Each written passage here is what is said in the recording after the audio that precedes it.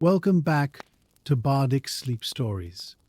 As the world outside grows quiet and the shadows lengthen, we return once more to the sanctuary of the past. Take a deep, slow breath, feeling the air fill your lungs before releasing it fully. Let your shoulders drop, allow the muscles in your face to soften, and feel the weight of your body sink into the comfort of your bed. You are safe, you are still, and you are ready to travel through time. The stories we tell here are long, steady, and detailed. They are designed to occupy the wandering mind with the gentle rhythm of history, providing a path that leads away from the worries of today and toward a deep restorative sleep. There is no pressure to follow every word or reach the end of the chronicle. Whether you drift away in 5 minutes or 50, the story will remain here, a constant and calming presence in the dark. Tonight, we immerse ourselves in a grand and sprawling narrative.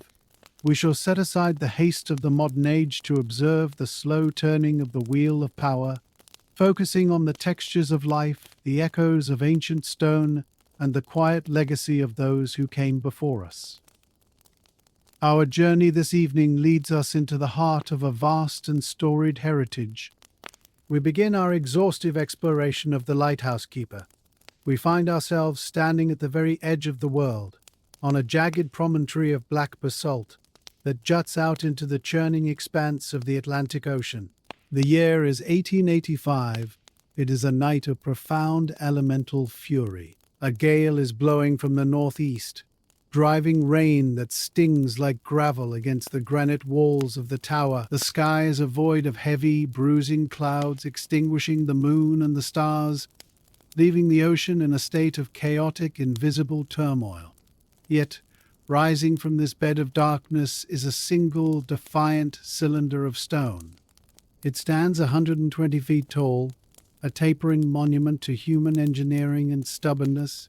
It is the Lighthouse, a whitewashed sentinel that does not flinch as the waves crash against its foundation with the sound of cannon fire. Inside this stone shell, shielded from the salt spray and the wind, exists a world of perfect mechanical order.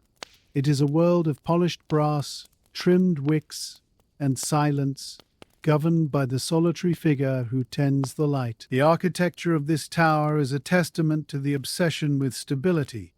It is built of interlocking blocks of granite, each one weighing 2 tons, dovetailed together so tightly that not even a knife blade could pass between them. The base of the tower is solid rock for the first 30 feet, a massive artificial root system designed to lower the center of gravity against the leverage of the wind. As we move inside, through the heavy iron storm door at the base, the roar of the ocean is instantly muffled. It becomes a dull, rhythmic thrumming, like the heartbeat of a sleeping giant. We find ourselves in the entrance chamber, a circular room that smells of damp stone, coal dust, and the pervasive oily scent of the lamp fuel. In the center of the floor lies the great slate slab where the supplies are landed, but our journey lies upward. A spiral staircase made of cast iron winds its way up the interior wall of the tower. It is a dizzying helix of 164 steps. The steps are perforated with intricate Victorian patterns to allow the light to filter down and the dust to fall through. As we begin the climb, the air grows cooler. The walls here are painted a clinical, glossy white to reflect every scrap of available light. The sound of our footsteps on the metal stairs rings out with a hollow, metallic clarity. Clang, clang, clang, echoing up the shaft. This staircase is the spine of the keeper's life. He climbs it multiple times a night, a vertical commute that builds muscles of iron in the legs. With every rotation of the spiral, we move further away from the earth and the sea, ascending into the isolated domain of the sky. The tower narrows as we climb, the walls closing in slightly, increasing the sense of compression and verticality. We pass the storage levels, the oil room, and the bedroom, ascending steadily toward the glowing brain of the beast at the summit. At the very top of the spiral, we emerge into the service room, and then, climbing a final short ladder, we enter the lantern room. This is the crown of the lighthouse. It is a circular glass cage, surrounded by the night. The wind here is audible again, screaming through the copper ventilators and rattling the heavy storm panes, but inside, the air is warm and still. Dominating the center of the room is the jewel of the 19th century, the first-order Fresnel lens. It is a massive structure, standing 12 feet tall and weighing several tons, yet it floats on a bath of mercury or a set of chariot wheels with frictionless grace. To look at it is to look into a kaleidoscope of scientific perfection. It is constructed of hundreds of individual glass prisms arranged in concentric rings within a brass framework. The glass is flawless, polished to a gem-like brilliance. It looks like a giant glass beehive or perhaps the eye of some deep-sea creature brought to the surface. The purpose of this complex geometry is to capture the light of the central lamp, light that would otherwise be lost to the ceiling or the sky, and bend it, refracting and reflecting every single photon until they are all traveling in a single, horizontal sheet of parallel rays. It is a machine of pure optics. The brass fittings gleam with a golden warmth, polished daily by the keeper until they mirror his own face. The sheer size of the optic is overwhelming. The keeper looks like a dwarf standing beside it. It is a silent, crystalline cathedral of light, suspended high above the chaotic black water. Even unlit, the lens catches the faint ambient light, shimmering with a ghostly internal potential, waiting for the spark that will wake it into its blinding life-saving duty. The time has come for the lighting up, the central ritual of the keeper's existence. The sun has set below the storm clouds, and the regulations of the lighthouse board are strict. The light must be shown at sunset. The keeper approaches the lamp, which sits on a pedestal, inside the hollow heart of the great lens. This is not a simple candle. It is a complex multi-wick burner, likely an argand lamp with 5 concentric wicks made of woven cotton. The fuel is stored in a reservoir above or pumped up from below heavy viscous colza oil, pressed from wild cabbage seeds, or perhaps the older pungent sperm whale oil. The keeper opens the small service door in the lens. He smells the oil, a heavy organic scent that permeates his clothes and his skin. He strikes a lucifer, a friction match, which flares with a sudden hiss of sulfur. He touches the flame to the wicks. One by one, whoosh, they catch, burning with a low yellow flame. But the job is not done. He must adjust the airflow.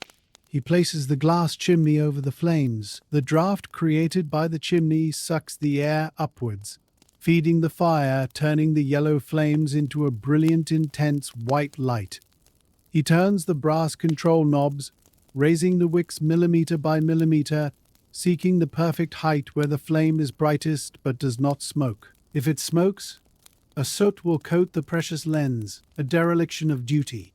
He watches with the eye of an artist. The light intensifies, becoming too bright to look at directly. It floods the interior of the lens, hitting the prisms. Instantly, the glass comes alive. The room is suddenly bathed in a dazzling, fractured brilliance, casting rainbows and sharp geometric shadows against the outer walls. The heart of the tower is beating. With the light burning steadily, the keeper must now set the world in motion.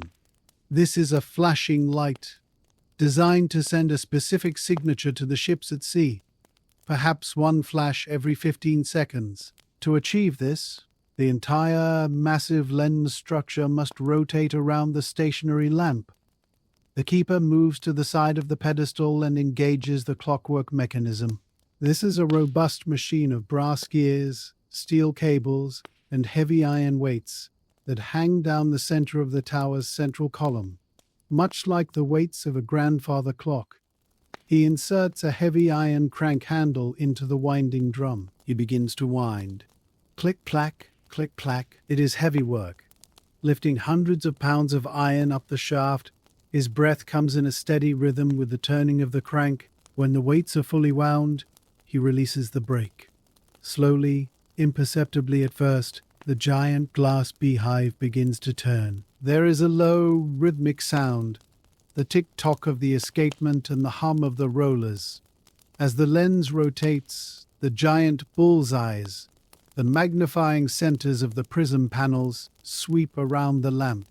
The keeper steps back to the edge of the room. He watches the beams of light. They are like solid bars of white fire, piercing through the glass of the lantern room and sweeping out into the dark void. One beam, then darkness, then another beam. The rotation is perfectly smooth. A silent, frictionless orbit. The tower is no longer just a building. It has become a machine, a cyclic entity of fire and glass that speaks to the horizon in a language of timed flashes. The keeper checks his pocket watch against the rotation. It is perfect.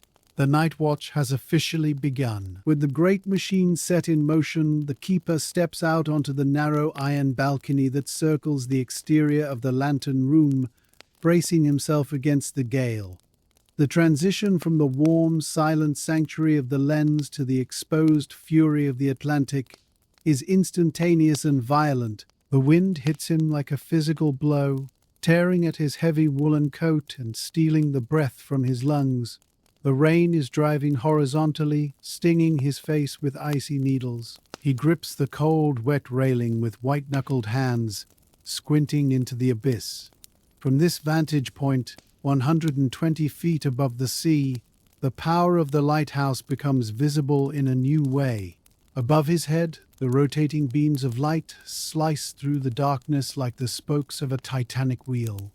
As the light hits the rain, it illuminates millions of falling water droplets, turning them into streaks of glittering diamonds that flash and vanish in an instant. The beams sweep out over the black water, revealing the terrified churning of the ocean. He sees the white crests of the waves rising like mountains in the distance, rolling inexorably toward the reef. He sees the spray exploding against the base of the tower far below, a chaotic foam that glows ghostly white in the scattered light. The sound here is deafening, a continuous roaring crescendo of wind and water that drowns out all thought. Yet, the beams continue their silent, rhythmic sweep, indifferent to the chaos. 2, 3, flash. 1, 2, 3, flash. They are the only straight lines in a world of curves and turbulence. The keeper watches for a moment, scanning the horizon for the lights of a ship in distress, but sees nothing but the wild, empty theater of the storm. He checks the storm panes of the lantern once more, ensuring no glass has cracked under the pressure, then retreats back inside, pulling the heavy door shut and sealing out the scream of the wind, returning to the quiet hum of the clockwork. Descending the short ladder from the lantern room, the keeper enters the watch room. This is the nerve center of the lighthouse, situated directly beneath the great lens. It is a room of serious administrative purpose, smelling of brass-polished slate and the faint, lingering aroma of pipe tobacco.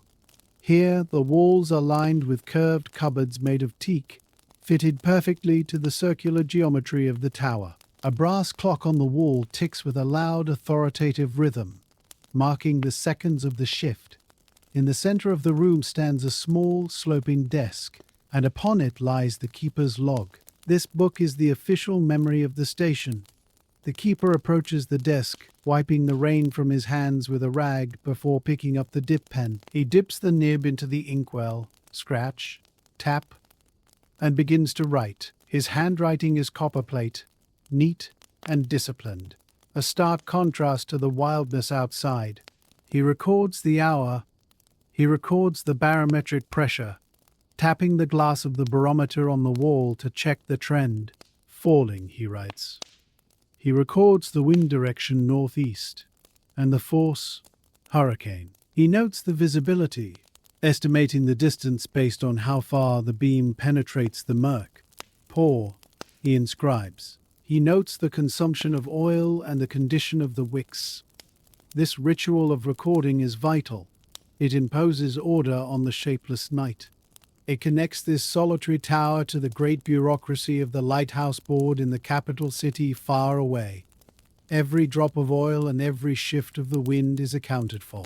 He blots the page carefully, closes the book, and checks the telltale dial on the wall that monitors the rotation of the lens above. The needle is steady. The machine is healthy. He sits for a moment on the hard wooden chair, listening to the muffled thud of the waves, the guardian of the record, as well as the light. Leaving the watchroom, the keeper continues his descent down the spiral stairs, the iron steps ringing softly under his boots. He spirals down past the bedroom level and arrives at the living room, which also serves as the kitchen. This is the domestic heart of the tower, a strange curved space where the comforts of a home have been squeezed into a stone cylinder. The walls are painted a warm cream color, and the floor is covered in checkered linoleum that shines with polish. Dominating the room is the cast-iron coal stove, a heavy black appliance that radiates a fierce dry heat. A copper kettle sits on the hob whistling softly, sending a plume of steam up toward the curved ceiling. The room smells of anthracite coal and toasted bread. The furniture is unique. The table is kidney-shaped to fit against the wall, and the chairs are simple Windsor designs. There are no corners here, only continuous arcs. The keeper opens the small door of the stove and adds a shovel of coal. Scritch, rattle. The fire flares up, casting an orange glow on the curved walls. He prepares his supper. It is a simple meal, for supplies are hard to land in winter.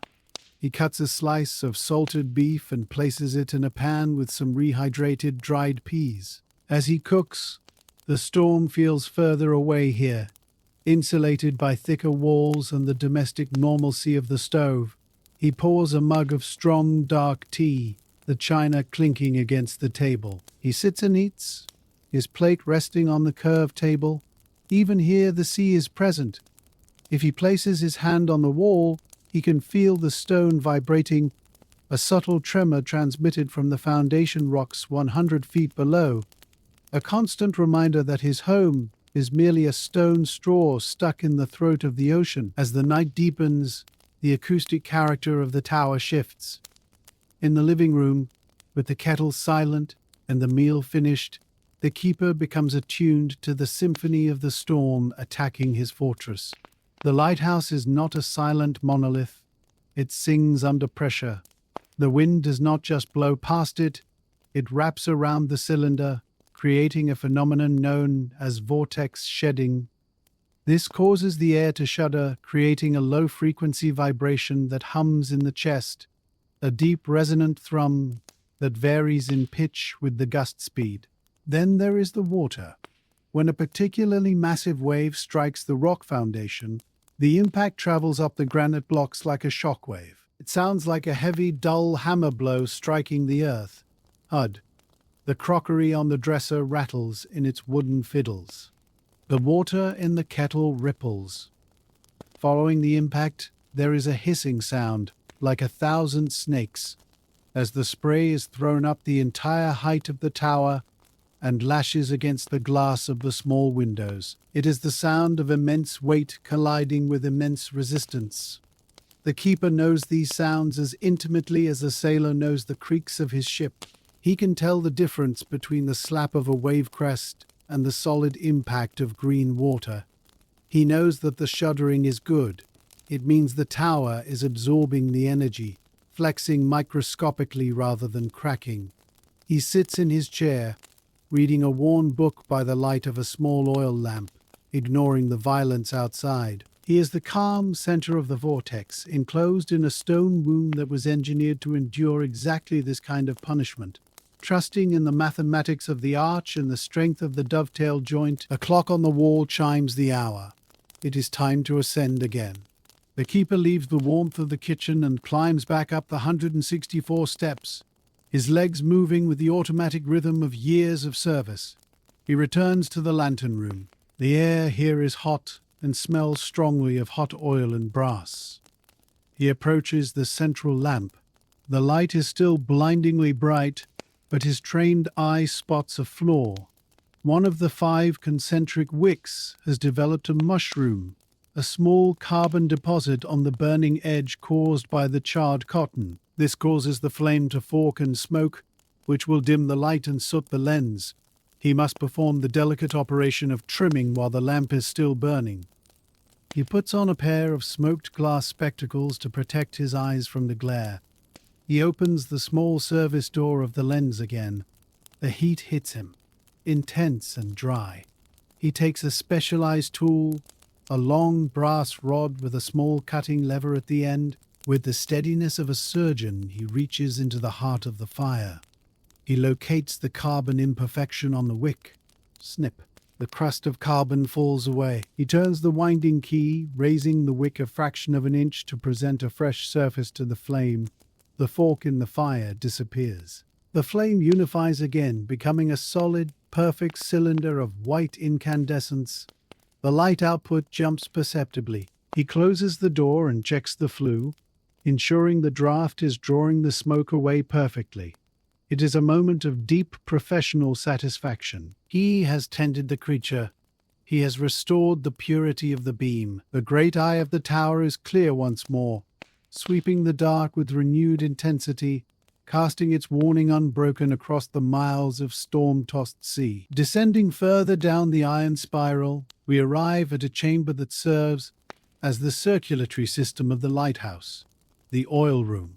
Here, the air is heavy and pungent, thick with the distinctive aroma of the fuel that feeds the light. In the 1880s, the fuel of choice is often mineral oil, a refined paraffin that replaced the older, heavier colza oil and the even more ancient sperm whale oil. The room is lined with magnificent copper tanks, polished to a dull reddish sheen. They are riveted beasts holding hundreds of gallons of liquid light.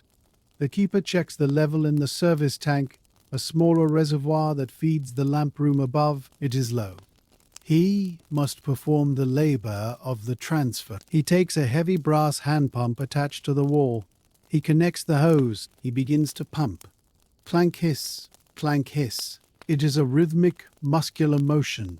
The oil is viscous and cold, resisting the movement of the piston. He can hear the liquid gurgling through the copper pipes that run up the wall, defying gravity to reach the summit of the tower. This oil is precious.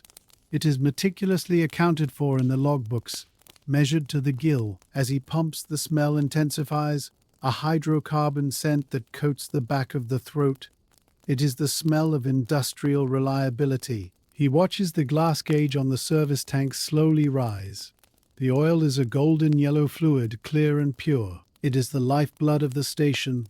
Without this labor, without this heavy, smelly liquid, the lens above is nothing more than a sculpture of cold glass. The keeper pumps until his shoulder burns, counting the strokes, ensuring that the reservoir is full enough to last through the longest, darkest hours of the winter night. He wipes the nozzle with a rag, ensuring not a single drop stains the floor, maintaining the clinical purity that the Lighthouse Board demands of its servants. In the quiet moments between the winding of the clockwork and the trimming of the wicks, the keeper engages in the endless battle against the corrosive nature of the sea, the polishing of the brass. A lighthouse is a machine of metal and glass, and the salt air is a relentless enemy that seeks to dull every surface. The keeper moves to the storage locker and retrieves his tin of rotten stone powder and a bottle of spirits, mixing them into a paste on a soft cloth. He approaches the railings of the gallery, the heavy handles of the storm doors, and the intricate fittings of the lantern. He begins to rub. Round and round, round and round. It is a hypnotic, circular motion. The paste turns black as it lifts the oxidation from the metal. The smell is sharp and chemical, cutting through the oil scent. He works with the... He is not just cleaning, he is erasing the evidence of the storm. He wipes away the residue with a clean cloth, and the metal beneath sings out in a sudden golden flash. He can see his own distorted reflection in the curved surface of the vent hood, a tired face with deep lines, illuminated by the lamp. He moves to the spare panes of glass, stored in wooden crates padded with straw. These are thick, curved sheets of high-quality glass, ready to replace a storm pane should a bird or a wave shatter one. He cleans them too, polishing the invisible surface until it disappears completely. This obsession with shine is not vanity, it is discipline. In a life of solitude, where the days blend into the nights, the maintenance of the brass provides a structure, a visible proof that order still reigns inside the tower, no matter how chaotic the world becomes outside the walls. The solitude of the lighthouse is a physical weight, a silence that presses against the ears even amidst the roar of the storm. To combat the crushing isolation, the keeper retreats to the living room and turns to the traveling library. This is a sturdy wooden box with brass handles delivered by the supply tender months ago. It contains a rotation of 20 books, curated by the Trinity House authorities to keep the minds of the keepers sharp and sane. He opens the lid. The smell of old paper, glue, and bindery leather wafts out, a dry, intellectual scent that contrasts with the damp salt air. He selects a volume. It might be a dense theological treatise, a volume of natural history, or perhaps a novel by Dickens or Scott. He sits in the Windsor chair, angling the page toward the oil lamp on the table. He begins to read. The words transport him away from For an hour he is walking the foggy streets of London, or exploring the jungles of India. The storm outside fades into background noise, a mere texture to the story. He reads slowly, savoring every sentence. For once this box is finished, there will be no new words until the spring relief boat arrives. He runs his finger down the margin, noting a pencil mark left by a keeper at another lighthouse, the Wolf Rock or the Bishop Rock, who read this same book a year ago. It is a silent connection, a thread of paper linking the lonely sentinels of the coast. He turns the page, the paper rustling softly, crinkles slide, a sound of civilization that holds back the wild, lonely madness of the ocean night. A sudden, deeper vibration runs through the floor of the living room, jarring the keeper from his book. The wind has shifted, veering to the north, and the swell is increasing. The tower is beginning to speak in a new way. It is swaying. To the uninitiated, the idea of a granite tower bending seems impossible, but the lighthouse is designed to be elastic. It is a stone tree. As the gale force gusts hit the tapered column, the masonry mortar compresses microscopically, allowing the top of the tower to lean into the wind. The movement is slight, perhaps only a fraction of an inch, but to the man living inside, it is perceptible. It feels like a slow, nauseating pendulum swing. The water in his teacup tilts, first to the left, then to the right. The lamp on the table sways on its gimbal. He closes his book and places a hand on the curved wall. He can feel the tension in the blocks, the hum of the strain. He is not afraid. He knows the mathematics of the curve. He knows that the interlocking stones are heavier than the force of the wind, but the sensation is a primal reminder of his vulnerability. He is a flea, clinging to a stalk of grass in a hurricane. He listens to the waves impacting the base. Boom! Hiss! Boom! Hiss! The rhythm is irregular, determined by the chaotic interference of the swells. Occasionally, a rogue wave strikes with a force that rings the tower like a bell, sending a shudder up through the soles of his boots and rattling the window frames. He sits still, riding out the stone ship, trusting in the dovetails and the cement to hold him suspended above the white, crushing foam. The clock chimes again. The reading hour is over. The machine needs its energy. The keeper rises and climbs the spiral stairs once more, the metallic clang of his steps marking his ascent. He reaches the watchroom and checks the weight shaft. The heavy iron weights that drive the rotation of the lens have descended 2/3 of the way down the central column. If they hit the bottom, the lens will stop, the beam will become a fixed stare, and a ship might mistake the lighthouse for a star or a cottage, leading to disaster. He must rewind. He engages the handle on the winding drum. This is the hardest physical labor of the night. He braces his feet on the floorboards and begins to turn. Click-clack, click-clack. The ratchet sings a sharp, metallic song. He is lifting hundreds of pounds of iron against gravity. His breath comes in huffs. The muscles in his back tighten. He winds for 5 minutes, 10 minutes, sweating in the cool air. The cable draws tight, singing with tension. Slowly, the weights rise back up into the darkness of the shaft, storing the potential energy that will be released over the next few hours. He winds until the weights hit the stop at the top of the travel. He locks the handle. He wipes his brow with a handkerchief. This winding is the heartbeat of the station. He is the human motor that keeps the mechanical heart beating. He checks the rotation dial again.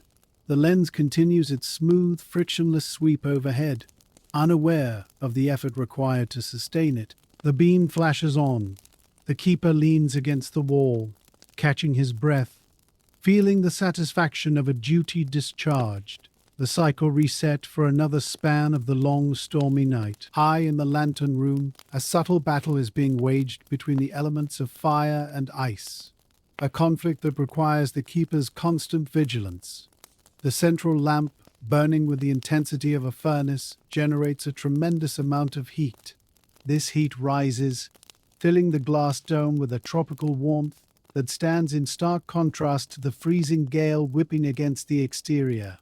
This temperature differential creates the lighthouse keeper's nemesis, condensation. If the moisture in the internal air hits the freezing cold glass of the storm panes, it will instantly mist over, forming a foggy barrier that dims the light and scatters the beam. To combat this, the keeper must manage the ventilation with the precision of an engineer. He moves to the lower vents, small brass registers set into the wall near the floor.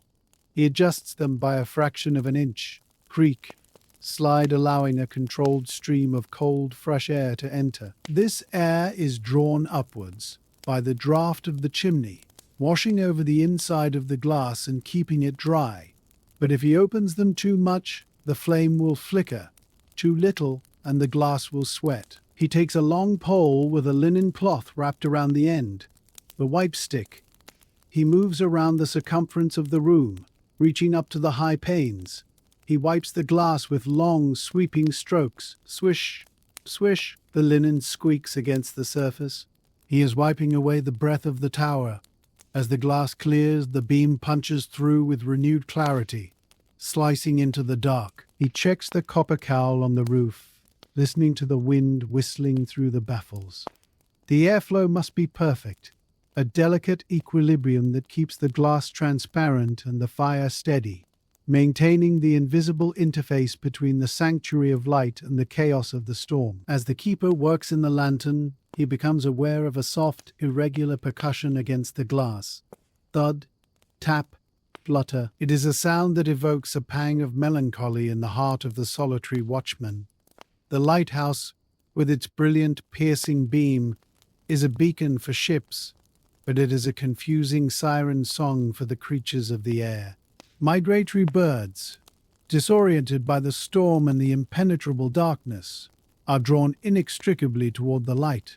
They emerge from the black void like white ghosts, mesmerized by the artificial sun. Most veer away at the last second, caught in the updraft of the wind, but some strike the thick glass.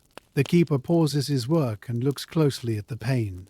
He sees the wet imprint of a wing, the momentary flash of a white breast feather stuck to the condensation. Starlings, thrushes, and sometimes great white gulls circle the tower, caught in the lure of the light. They look like moths around a candle, illuminated in silver flashes as they pass through the beam. There is nothing the keeper can do.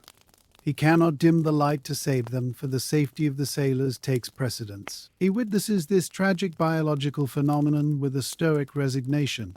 It is another reminder of the unnatural presence of the tower. It is an intruder in the wild domain of the night sky.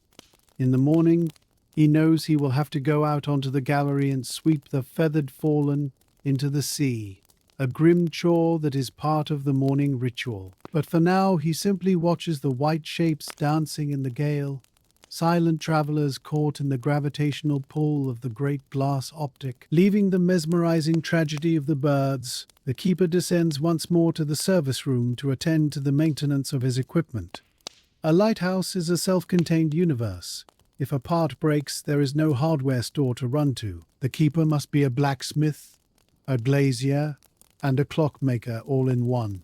He approaches the station's tool chest, a heavy brass-bound box made of seasoned oak that sits on a workbench bolted to the wall. He lifts the lid, revealing a neatly organized treasury of implements. The smell of gun oil and sawdust rises from the interior. There are files of every grade, from coarse rasps to jeweler's files as fine as a needle. There are spare lamp chimneys wrapped in tissue paper. There are pliers, wrenches, and hammers, each resting in a custom-cut recess in the wood. He selects a small screwdriver and a tin of grease. He is inspecting the spare burner, a duplicate of the lamp currently burning upstairs. He disassembles it on the bench. Click, twist, slide. He checks the wick tubes for dents. He checks the rack and pinion gear that raises the wicks. It moves with a slight grit. He applies a dab of grease to the gear teeth, working it in with his thumb until the mechanism slides like silk. He wipes the excess away with a rag. This is the philosophy of the service: redundancy. The spare must be as perfect as the primary. He reassembles the lamp, the brass parts clicking together with satisfying precision. He places it back in its padded cradle, ready to be swapped out in seconds should the main light fail. In this isolation, preparedness is the only insurance, and the well-oiled tool is the only friend that can be fully trusted. Further down the spiral, on the level below the kitchen, lies the bedroom.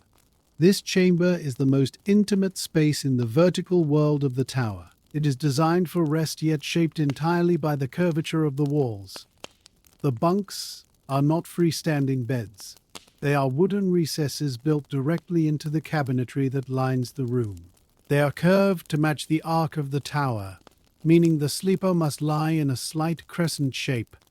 The keeper enters the room to check the bedding for his relief shift. He pulls back the heavy velvet curtain that fronts the bunk. Inside, it is a cozy, dark cave. The mattress is stuffed with horsehair, firm and dense. The blankets are heavy naval wool, scratchy but incredibly warm, emblazoned with the crest of the Lighthouse Authority. He smooths a wrinkle in the sheet. To sleep here is to sleep inside the workings of a clock. Even in the bunk, the vibration of the tower is felt through the mattress, the rhythmic thump of the waves and the distant whir of the lens rotation above. It is a womb-like enclosure, dark and enclosed, designed to shut out the light of the sun for the keeper who must sleep during the day. He fluffs the pillow, which smells of lavender and damp wool.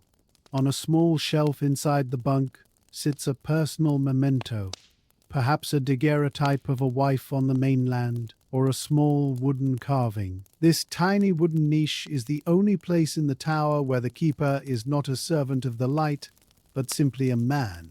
He closes the velvet curtain, leaving the dark, inviting space ready for the weary body that will occupy it when the dawn finally breaks. Our journey takes us now to the very roots of the tower, spiraling down past the storage lockers, past the coal bunker, to the lowest level of the structure, the water cistern. This is the foundation of survival. In a lighthouse surrounded by infinite water, not a drop is fit to drink. The station relies entirely on rainwater harvested from the roof of the lantern and piped down through the core of the walls into these massive tanks. The keeper opens the heavy iron hatch in the floor of the entrance level. The light reflects off the black, still surface of the water 10 feet below. The air here smells of wet slate, lime, and stagnant calmness. It is a stark contrast to the salt spray outside. He lowers a weighted line on a brass reel, plip, listening for the splash. He measures the depth. The water is high, the winter storms have been generous. This water is used for tea, for washing the lens, and for the weekly bath. It is liquid gold. He reels the line back up, the wet cord dripping onto the stone floor. He checks the filter screen, ensuring no debris or salt spray has contaminated the supply. The sound of the water dripping back into the tank echoes in the hollow space. Drip, drip, drip, a cavernous, lonely sound. This dark reservoir is the literal ballast of the keeper's life. It anchors him to the rock. He closes the hatch with a heavy metallic clang, sealing the precious resource away, and begins the long, slow climb back up toward the light, ascending from the wet darkness of the earth toward the fire of the sky. Adjacent to the water cistern, in the deep, curved belly of the tower's foundation, lies the coal bunker. This is the dark, carboniferous heart of the lighthouse's domestic warmth. While the oil powers the light, the coal powers the man. The room is a study in black and white. The walls are whitewashed to a clinical brightness, but the floor is a landscape of jet-black anthracite. The coal is piled high against the far wall, a mound of glittering fossilized energy that was mined from the earth far away and brought here by the supply ship. The keeper steps into the bunker, his boots crunching on the grit. The air here is dry and dusty, smelling of carbon and ancient earth. He carries a heavy iron scuttle, a bucket with a slanted lip designed for pouring. He drives a wide-mouthed shovel into the pile. Scrunch, scrape. The sound is harsh and gritty. He lifts the load, the black rocks tumbling into the scuttle with a hollow rattle. This coal is smokeless anthracite, chosen specifically because it burns hot and clean. Regular coal smoke would dirty the lens and obscure the light. He fills the scuttle to the brim, testing the weight. It is heavy, a solid 40 pounds of dead weight. He must carry this load up the spiral stairs to the living room level. It is a penance of gravity. He wipes his hands on a rag, careful not to touch his white uniform. The contrast between the dirty fuel and the pristine tower is a constant tension. He sweeps the stray dust back into the pile, leaving the floor immaculate. Even in this dirty task, the discipline of the service holds. He lifts the scuttle, feeling the strain in his forearm, and begins the ascent, carrying the captured heat of the earth up toward the waiting stove. Ascending past the entrance level, we arrive at the dry stores, the pantry of the lighthouse. This circular room is lined from floor to ceiling with curved wooden shelves, each one fitted with a fiddle, a raised wooden lip to prevent the contents from sliding off when the tower sways in the gale. This is the keeper's insurance against the isolation. Here, stacked in meticulous rows, are the supplies that sustain life when the relief boat cannot land for weeks at a time. There are tins of bully beef, corned beef, heavy and solid. There are glass jars of pickled onions and red cabbage, glowing like jewels in the dim light. There are sacks of flour and dried peas resting in bin lockers to keep them safe from the damp.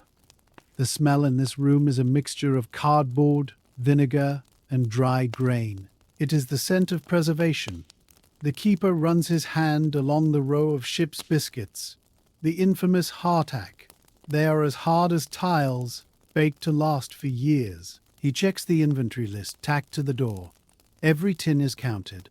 He rotates the stock, moving the older cans to the front, adhering to the principle of first in, first out. In the center of the room stands a barrel of salted pork, the brine crusted white around the lid. This room represents security. Outside, the ocean is a desert, where no food can be found. But inside these stone walls, there is abundance. The keeper taps a barrel of flour, thump, thump, checking its fullness.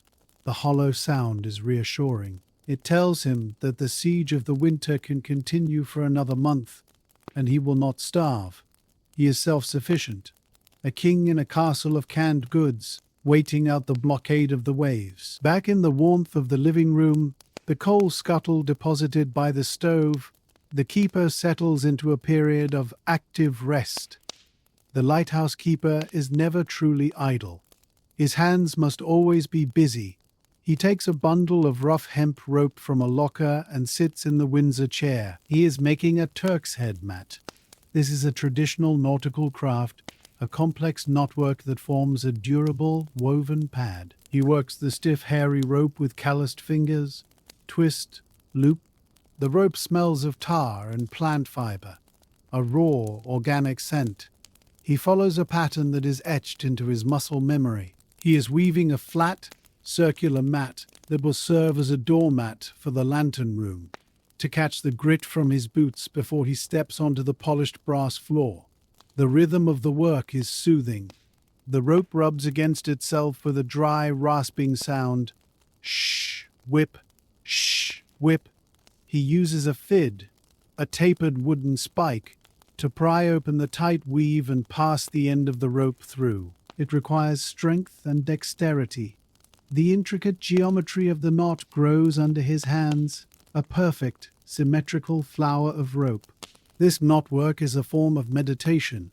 It focuses the mind on the immediate physical task, shutting out the vast existential loneliness of the tower. He pulls the knot tight, setting the weave. The mat is heavy, solid, and beautiful in its utility. It is a small contribution to the order of the tower, a piece of handmade perfection that adds a touch of human craftsmanship to the industrial machine of the lighthouse. Sharing the solitude of the living room is the keeper's only companion, a large battle-scarred tomcat named Barnacle. Lighthouses are notorious for attracting mice that arrive in the supply crates, and the cat is a working member of the crew as well as a friend. Currently, Barnacle is asleep on the rug in front of the coal stove, curled into a tight orange circle of fur. The heat of the fire radiates over him, and he twitches an ear occasionally in his dreams.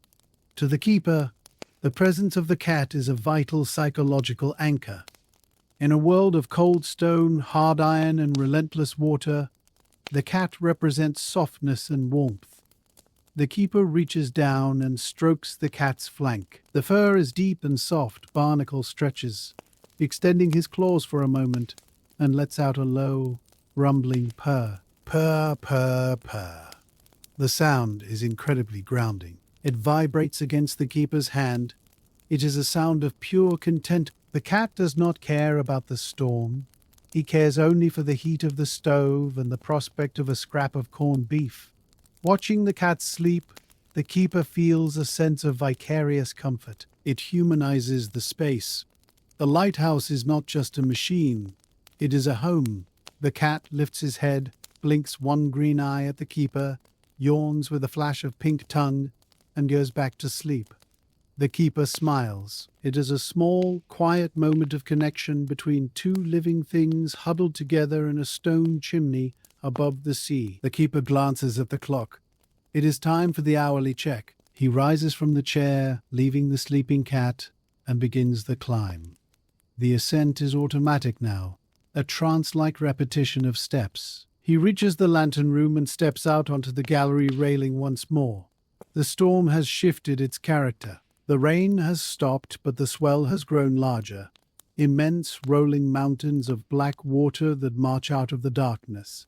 The beam of the lighthouse cuts through the clear air with startling definition. It is a solid white bar of light that rotates endlessly. As it sweeps across the water, it creates a momentary moving landscape. For a split second, a wave is illuminated in high definition, the white foam boiling on the crest, the dark glassy trough, the spray hanging in the air. Then, darkness swallows it again. The keeper watches the shadow of the tower. As the beams rotate, they cast the shadow of the lighthouse frame onto the mist and the water. It looks like the spokes of a giant wheel turning against the sky. The visual effect is hypnotic. The light reveals the chaotic, untamable energy of the ocean, but the rhythm of the flash imposes a strict mathematical order upon it. 1, 2, 3, flash.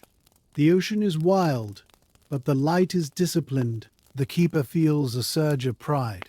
He is the master of this discipline. He stands in the center of the light, the only stable point in a spinning world.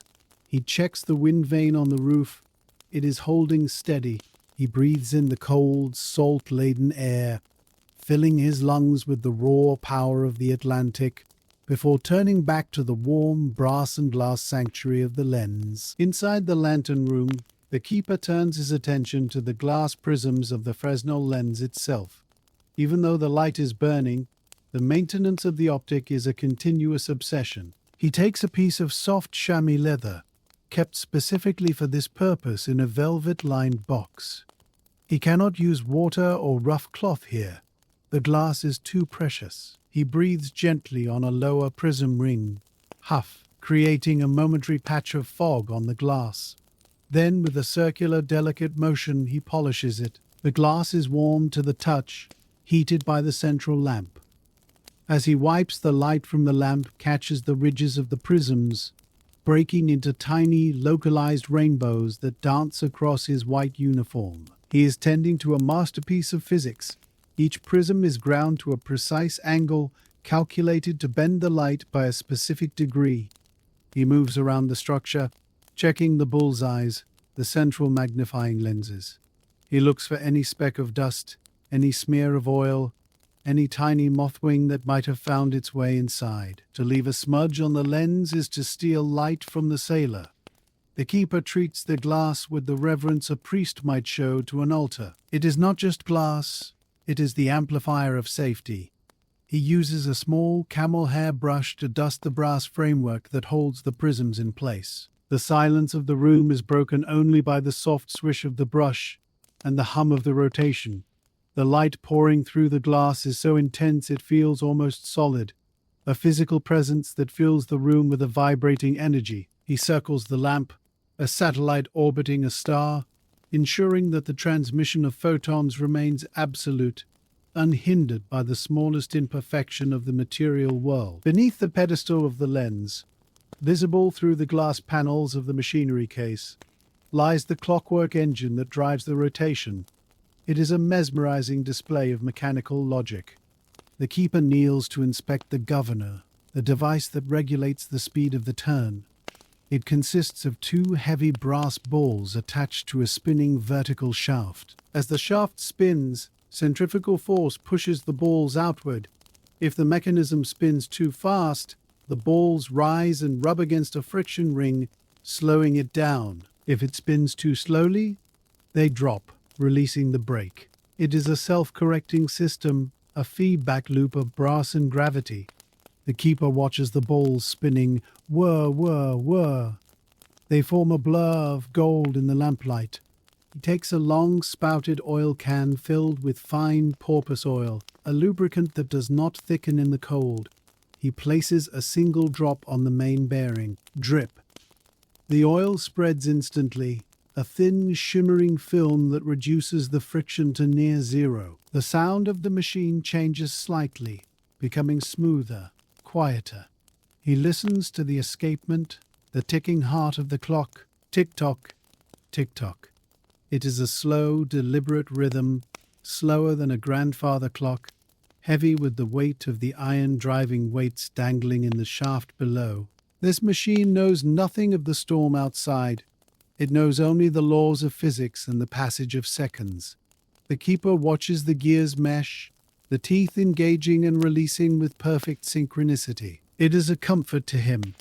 In a life defined by the unpredictable chaos of the sea, the clockwork provides a steady, predictable, man-made rhythm that anchors his sanity to the predictable turning of the earth. Back in the living room, the keeper prepares for a ritual of personal maintenance.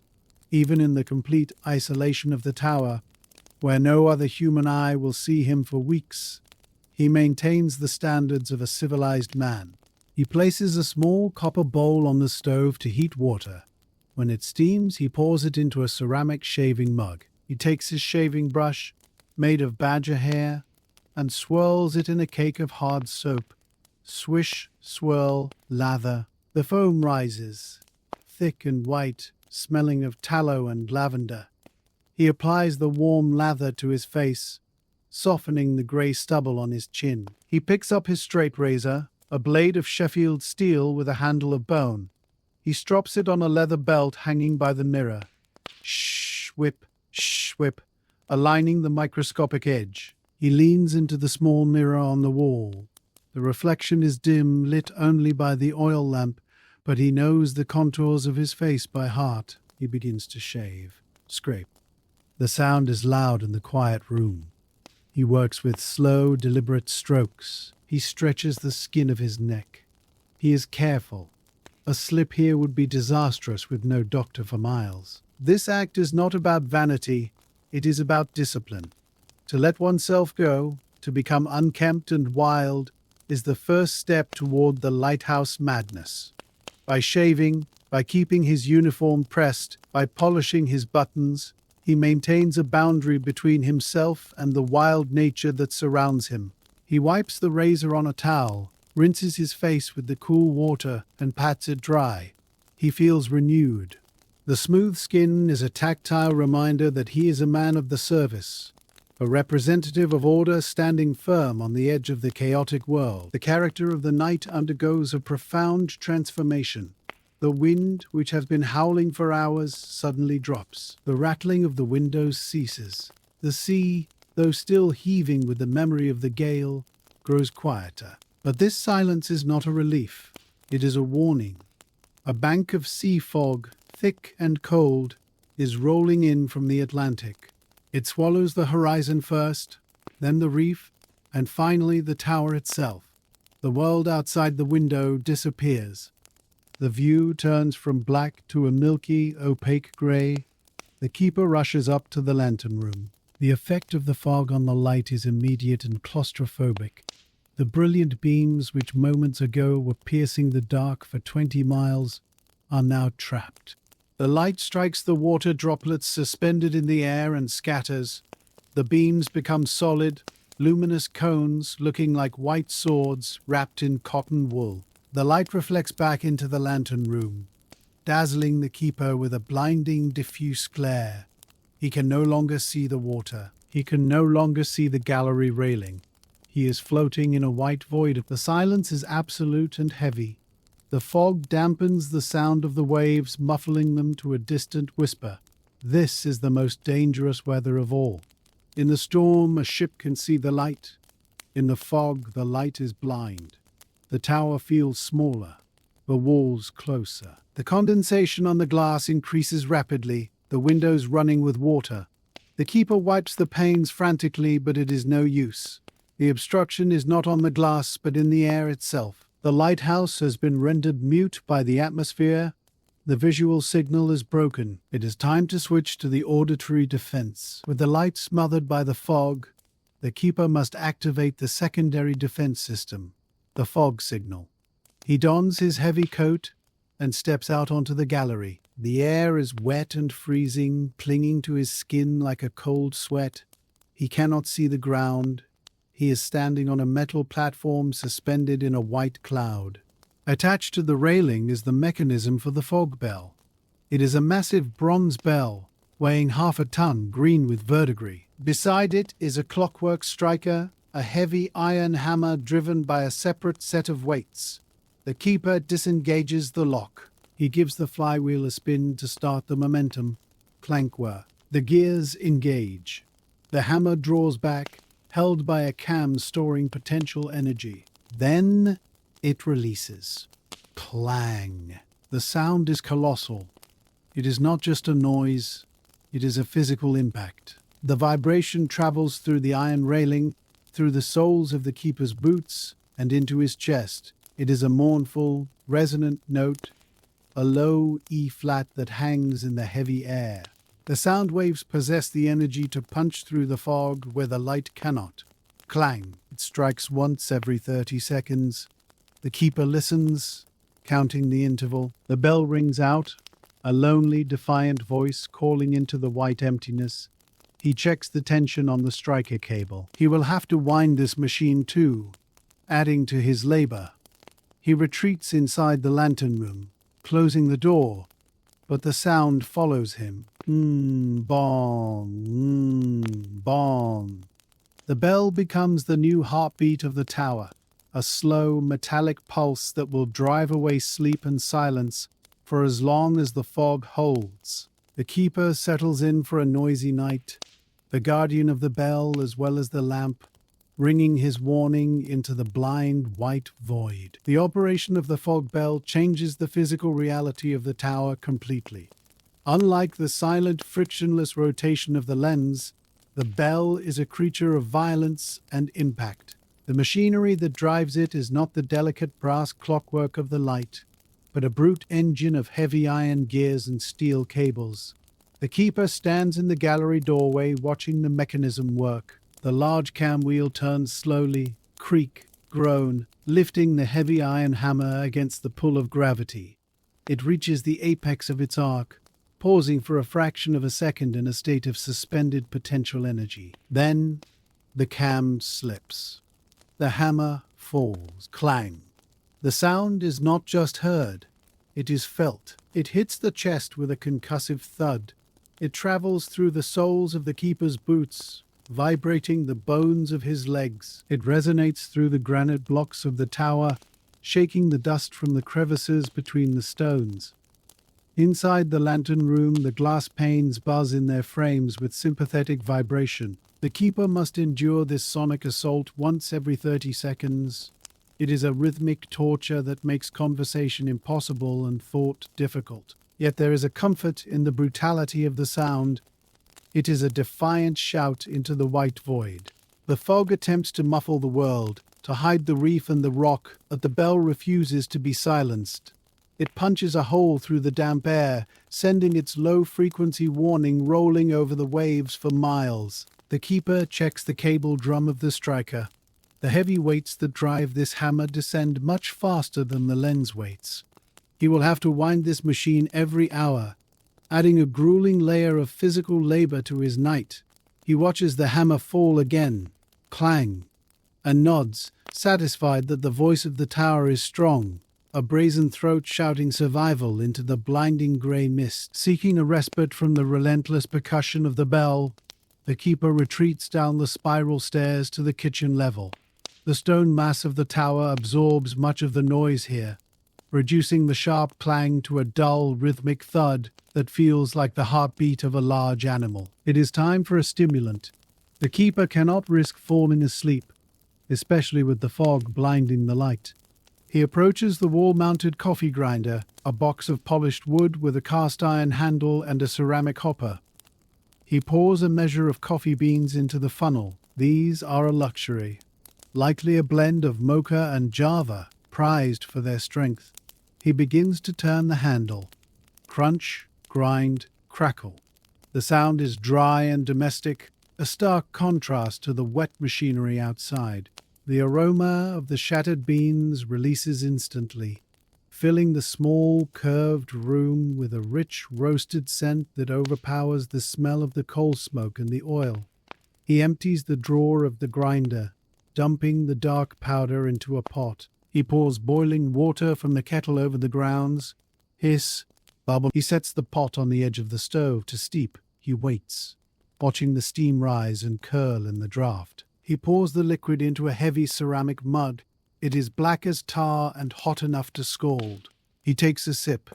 The bitterness shocks his tongue, and the caffeine hits his system with a jolt of clarity. He wraps his hands around the warm mug, letting the heat seep into his cold fingers. This simple cup of coffee is a vital tool of the trade. It is the fuel of vigilance. He sits for a moment, timing his sips to the thud of the bell upstairs, gathering his strength for the long, white hours of the watch that still lie ahead. Refortified by the coffee, the keeper descends to the watch room to update the logbook. The fog necessitates a detailed record. He sits at the sloping desk, the light of the desk lamp casting a warm pool of yellow illumination on the paper. He dips his pen. In the column for weather, he writes a single heavy word, fog. He notes the time the bell was engaged. He notes the visibility as 0. As he writes, his eyes drift to the shelf above the desk where the old logbooks are stored. There are dozens of them, leather-bound spines standing in a row, dating back 30 years to the construction of the tower. He feels a sudden, profound sense of continuity. He is not alone in this tower. He is accompanied by the ghosts of the keepers who came before him. He imagines them sitting in this same chair, on nights just like this, listening to the same wind and writing with the same ink. He knows their names from the signatures in the books: Thomas, William, Silas. They are his silent brothers in the service. He wonders if they felt the same fatigue, the same strange comfort in the isolation. The lighthouse is a vessel of human time. It remembers every storm, every ship, and every keeper. The scratching of his pen, Scritch, scratch is just the latest line in a story that has been writing itself for decades. He finishes the entry and blots the ink carefully. He runs his hand over the leather cover of the book, feeling the texture of the binding. It feels solid and permanent. He is a temporary guardian of an eternal record. He closes the book with a soft thump, leaving his mark on the history of the rock, and turns his face back toward the stairs to resume his ascent. Back in the lantern room, the keeper turns his attention to the mechanism that allows the massive lens to turn, the mercury bath. In older lighthouses, the optic rolled on steel wheels, which caused friction and vibration. But here, the entire multi-ton glass structure floats on a bed of liquid metal. The keeper opens the inspection hatch at the base of the pedestal. Inside, in a circular iron trough, lies the mercury. It is a pool of liquid silver, heavy and deadly, shimmering with a perfect, mirror-like surface. The base of the lens sits in this trough, floating like a boat. This system is a marvel of engineering. It allows a child to push the 2-ton lens with a single finger. The keeper checks the level. The mercury must be high enough to support the float, but not so high that it spills when the tower sways. It is perfect. The surface of the metal ripples slightly with the vibration of the fog bell. Ripple, smooth, ripple. He checks the rollers, the side bearings that keep the lens centered. They are spinning freely. The silence of this rotation is uncanny. Despite the immense weight of the glass, there is no grinding, no squeaking. It is a frictionless revolution. The keeper stares at the mercury for a moment. It is beautiful, but toxic, a dangerous element tamed for the sake of safety. The fumes are contained by seals, but the knowledge of the poison beneath the glass adds a layer of danger to the room. He closes the hatch gently. The lens continues to float, a silent giant spinning on a cushion of silver, casting its frustrated beams into the blinding white wall of the fog. The night drags on, entering the deepest trough of the darkness. The hours between 2 and 4 in the morning. This is the time of the greatest physiological struggle for the keeper. The adrenaline of the storm has faded. The novelty of the fog has worn off. Now it is a battle of attrition against the body's desire to sleep. The rhythm of the bell, clang, wait, clang, has become a hypnotic lullaby, threatening to pull him into a trance. His eyelids feel heavy, as if tiny lead weights have been sewn into the lashes. His limbs feel thick and slow. He stands up and paces the perimeter of the lantern room. Step, step, step. He walks 19 paces one way, then turns and walks 19 paces back. He forces himself to look at the light, letting the glare sting his eyes into wakefulness. He opens a vent for a moment, letting a blast of freezing wet air hit his face. The cold is shocking, a slap that wakes the nerves. He shakes his arms, getting the blood flowing. He recites the regulations of the service in his head. The light shall be kept burning bright and clear from sunset to sunrise. It is a mantra of duty. If he sleeps, the weights will hit the bottom. If he sleeps, the bell will stop. If he sleeps, men will die. The weight of this responsibility is the only thing keeping him upright. He leans against the cool glass of the storm pane, pressing his forehead against it. The condensation chills his skin. He watches the white nothingness outside, a blank canvas upon which his tired mind begins to project shapes and shadows. He blinks hard, clearing the hallucinations, and straightens his back.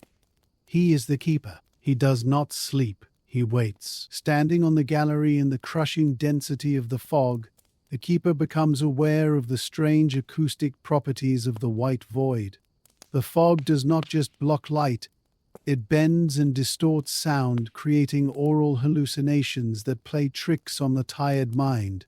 When the great bronze bell strikes, clang, the sound wave travels outward, but it does not fade linearly. It is dampened, then suddenly amplified by pockets of clear air, then echoed back by the water.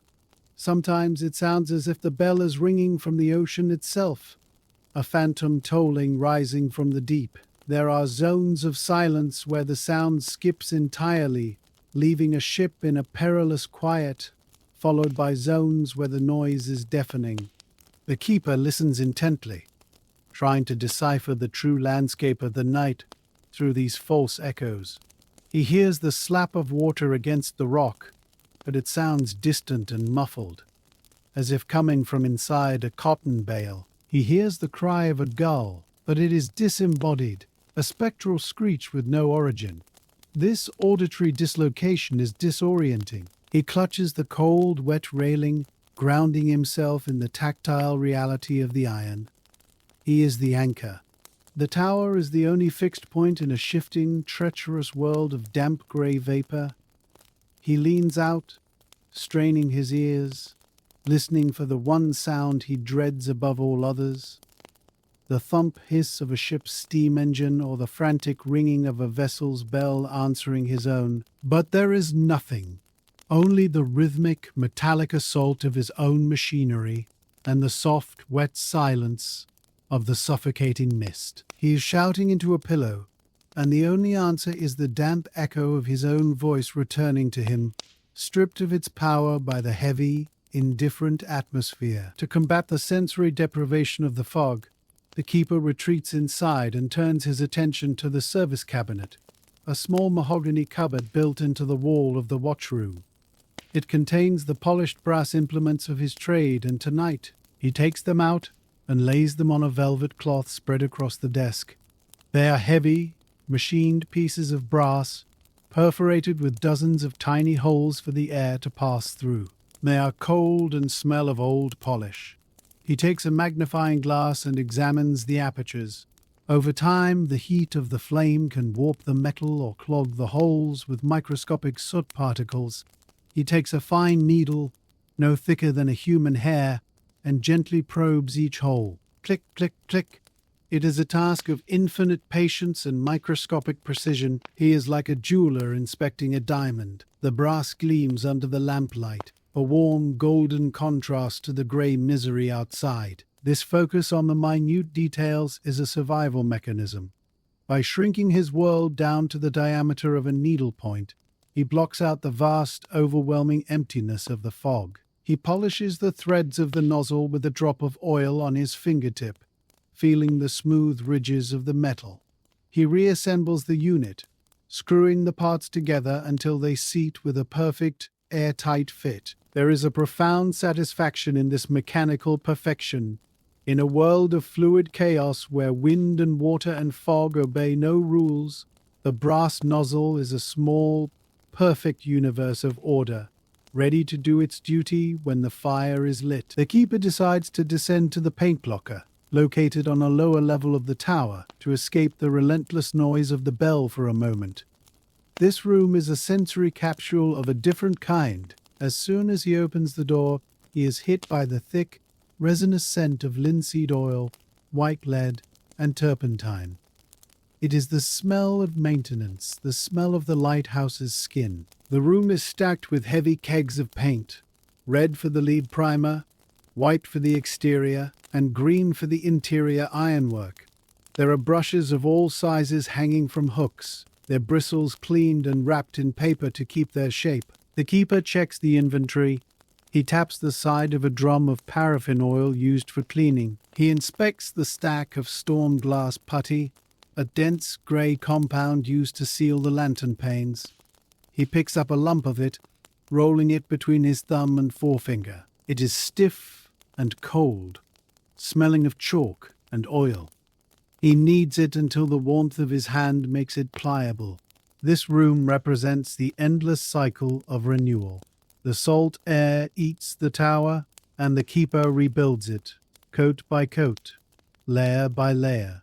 Every inch of the structure, from the gallery rail to the entrance door, must be painted and repainted in an eternal war against rust. Standing in the quiet, pungent air of the locker, surrounded by the raw materials of preservation, he feels a sense of agency. He is not just a passive observer of the decay, he is the active agent of endurance, the curator of the stone and the iron, armed with a brush and a bucket against the corrosive forces of the Atlantic. Returning to the lantern room, the keeper notices a subtle shift in the quality of the light. The blinding, opaque glare that has filled the room for hours begins to soften. The solid white wall of fog pressing against the glass seems to be thinning, tearing apart like wet tissue paper. The wind has veered to the northwest, bringing with it a dry, cold air mass that attacks the moisture. He watches the beam. For the first time in hours, it does not stop dead at the glass. It punches out, extending 100 yards, then 200. He sees the dark water appearing in the gaps between the clouds of mist. It looks like black ink spilling through milk. The beam sweeps around and he catches a glimpse of the white foam on the reef a mile away. It is a moment of intense visual relief. The world is expanding again. The claustrophobia recedes. The keeper steps out onto the gallery. The air is sharper, colder, and clearer. The fog is rolling away to the south, a retreating army of grey ghosts. He watches the stars begin to prick through the veil above. First the bright eye of Polaris, then the belt of Orion. The Lighthouse has won the battle. The beam stretches out to its full 20-mile reach, a triumphant sword of light cutting the darkness. The keeper reaches for the lever of the fog bell mechanism. He disengages the cam. The heavy iron hammer stops its ascent. The gears spin down. The bell falls. The sudden absence of the noise is shocking. The silence rushes back in, filling the void, accompanied only by the soft swish of the sea and the hum of the lens. The night has returned to its normal rhythmic state. As the night begins to surrender to the inevitable approach of the morning, the atmosphere in the tower shifts from vigilance to anticipation. It is the nautical twilight, the blue hour when the horizon becomes a distinct line separating the Black Sea from the indigo sky. The keeper stands in the lantern room, his eyes gritty with fatigue, watching the east. The light of the lens seems to grow less intense as the ambient light of the world increases. The contrast fades. The beam, which was a solid bar of fire in the darkness, becomes a pale, ghostly finger pointing at the dawn. The keeper checks the clock. It is time to prepare for the extinguishing. This is the closing of the eye. He performs the final wind of the night, not to power the light for hours, but to ensure the lens is in the correct parked position when he stops it. He checks the oil reservoir. It is nearly empty, the fuel consumed by the long night's vigil. The heat in the lantern room begins to dissipate as the sun, though not yet risen, sends its warmth ahead of it. The birds that survived the night begin to call from the rocks below, a harsh, waking chorus. The keeper stretches his back, hearing the vertebrae crack. The tension of the watch leaves his shoulders. He is no longer a guardian fighting the dark. He is a tired workman finishing his shift. He looks out at the grey, heaving ocean which looks cold and indifferent in the morning light. The drama of the storm and the fog is over. The routine of the day is about to begin. He waits for the rim of the sun to breach the horizon, the signal that his watch is finally officially done. The moment of the extinguishing is the precise bookend to the keeper's night, the closing of the circle that began at sunset. The sun finally breaches the eastern horizon, a disk of molten gold rising from the grey water. The sky catches fire, burning with streaks of violet, apricot, and pale lemon. The light of the day is now stronger than the artificial light of the tower. The keeper watches the sun for a moment, acknowledging the superior star before turning to the lamp. He reaches into the lens and turns the brass control valve. Squeak, turn. The flow of oil is cut off. The brilliant white flame, which has roared for 14 hours, begins to shrink. It turns from white to yellow, then to a small blue ghost, and finally, with a soft pop, it vanishes. A thin wisp of grey smoke curls up from the burner, carrying the acrid, nostalgic scent of a snuffed candle, instantly replaced by the smell of cooling metal. The room feels suddenly dimmer, despite the sunrise outside. The soul of the machine has departed. Next, he stops. He engages the brake on the clockwork. The heavy brass gears slow down and lock into place. The hum of the rollers ceases. The tick-tock of the escapement stops. The silence that follows is profound. It is not the silence of waiting, but the silence of rest.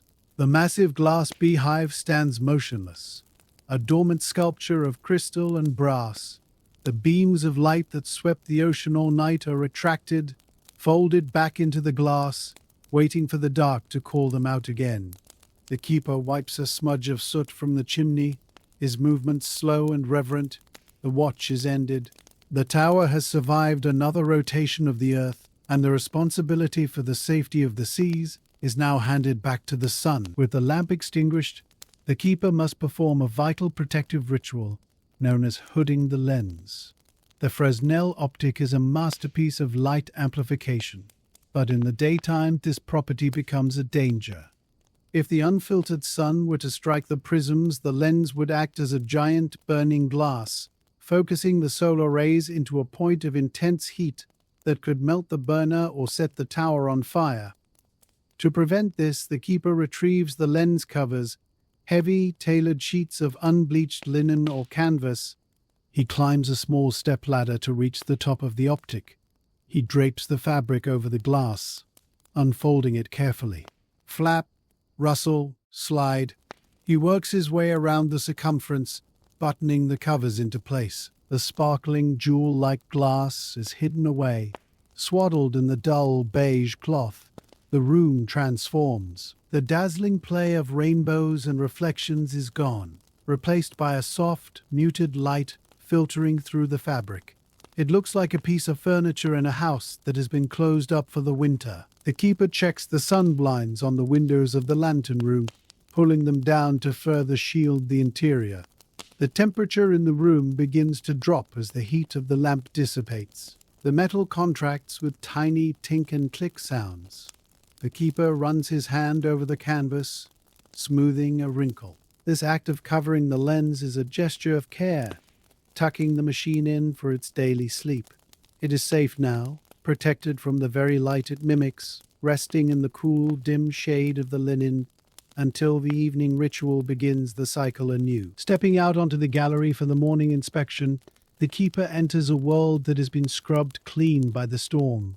The air is incredibly fresh, smelling of ozone, drying seaweed and salt.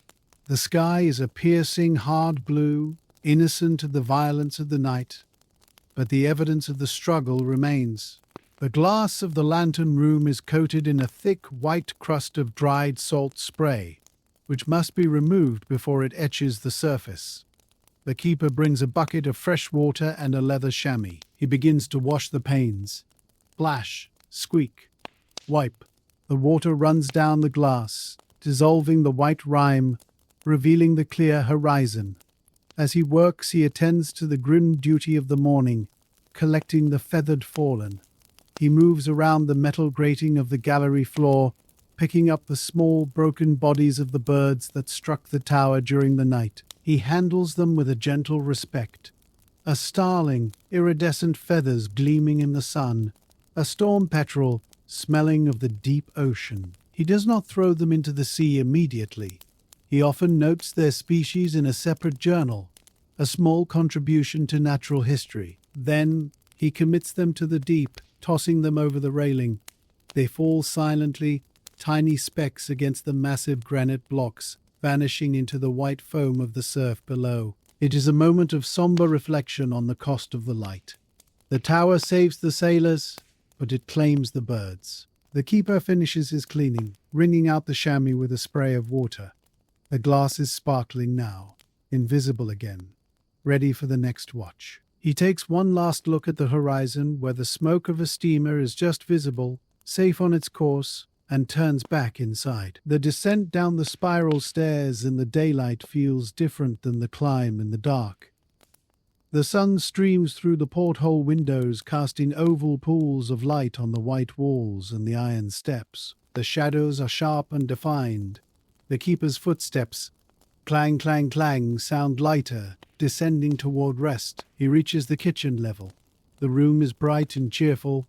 The cat, Barnacle, is awake, sitting on the table and watching the preparations with golden, expectant eyes. The keeper rakes the ashes from the stove and adds fresh coal, building up the fire for breakfast. The hunger that was suppressed by the adrenaline of the night watch now roars to life. He prepares a hearty meal, the keeper's breakfast.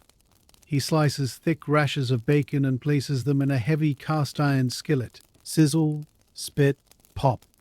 The smell of the frying meat fills the tower, rich and salty, chasing away the lingering scent of paraffin. He fries a slice of bread in the rendered fat.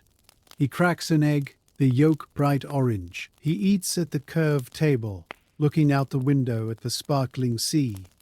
The tea is hot and sweet. The food is heavy and grounding. He feeds a piece of bacon to the cat, who accepts it with a delicate bite. This meal marks the transition from the spiritual to the physical. Up in the lantern, he was a guardian, a creature of light and optics. Down here, he is a man with a hungry belly and tired legs. He eats slowly, savoring the flavors, feeling the warmth of the food radiating through his chest, preparing his body for the long, deep sleep of the day. With his hunger satisfied and the tower in order, the keeper prepares to retreat from the world. He descends one level further to the bedroom. The sun is blazing outside now, a brilliant, relentless glare off the water, but the keeper must create an artificial night. He closes the heavy wooden shutters over the porthole, plunging the room into twilight. He pulls the thick velvet curtains across the front of his bunk. The space becomes a dark, warm cave. The sounds of the day are muffled here. He hears the distant cry of the gulls, caw, caw, and the rhythmic washing of the waves against the rock, but they seem far away, belonging to a different world. He strips off his uniform, hanging the white jacket and the brass-buttoned waistcoat on a peg. He folds his trousers precisely. He slips into his nightshirt, the cotton cool against his skin. He climbs into the curved bunk. The mattress welcomes his weight. He pulls the heavy naval blankets up to his chin. His body is heavy, sinking into the horsehair. The vibration of the tower is a gentle rocking motion, a stone cradle. He closes his eyes. The images of the night flash behind his eyelids. The white foam, the blinding fog, the spinning weights, the flash of the lens. But they are fading now, losing their urgency. The responsibility has been discharged. The light is out. The log is written. The door is barred. He lets out a long, slow breath. When the keeper is off duty, the watch is done. He drifts away from the granite walls and the iron stairs, floating into the soft, dark, silent ocean of sleep. While the keeper slumbers in the curved darkness of his bunk, the lighthouse itself endures the long, bright hours of the day. Without the animating spirit of the lamp, the tower becomes a different entity, a silent monolith of stone baking in the sun. The granite blocks, chilled by the night's gale, begin to absorb the thermal energy of the afternoon. The stone expands microscopically, groaning softly with thermal stress. Creak, tick, creak. The mortar warms, releasing a faint, dusty scent of dry earth that mixes with the salt air. The gallery railing, which was an icy hazard only hours ago, becomes warm to the touch, drying out completely. The seabirds return to the rock. Great black-backed gulls and cormorants land on the copper dome of the lantern and the railing, claiming the structure as a perch. They preen their feathers, their harsh calls muffled by the thick glass, ignorant of the sleeping man beneath their feet. The machinery inside the tower enters a state of dormancy. The mercury in the bath settles into a perfect mirror-flat pool.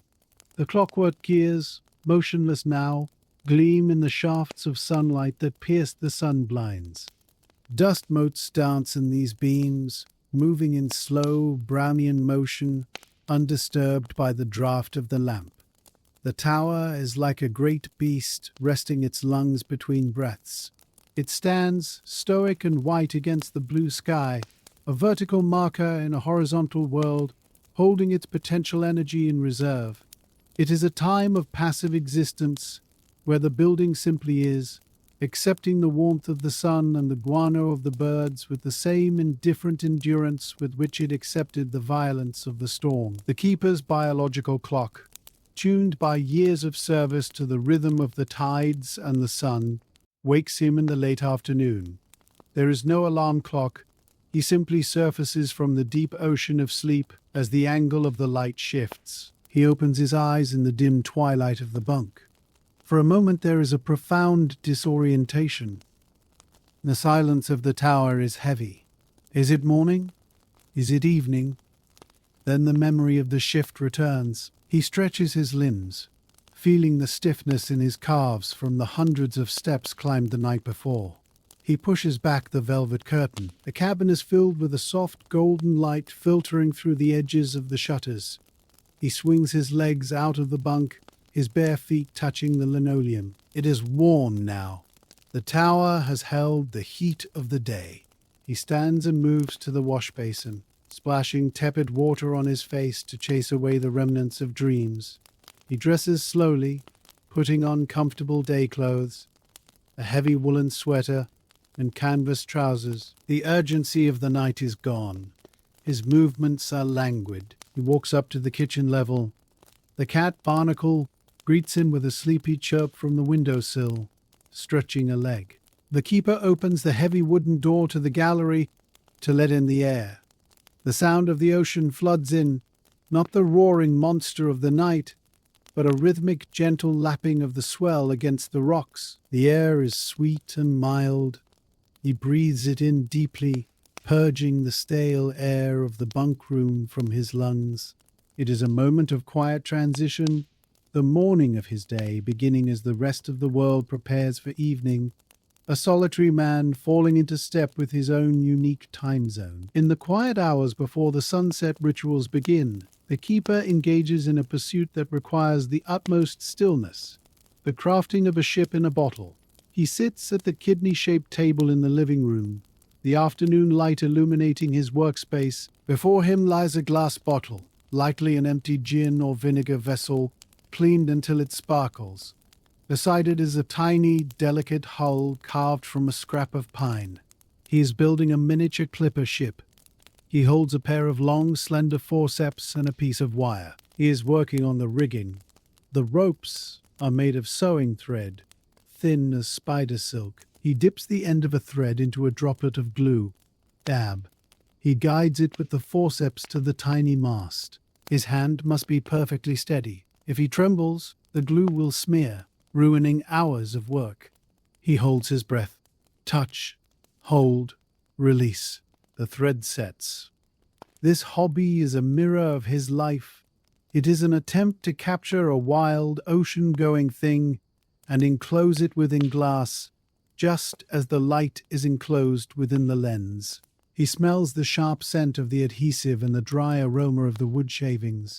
He focuses entirely on the miniature world. The vast Atlantic outside shrinks down to the millimeter scale of the model. He gently folds the masts down, preparing to slide the ship through the narrow neck of the bottle. It is a magic trick of patience. This act of creation is his defiance against the destructive power of the sea.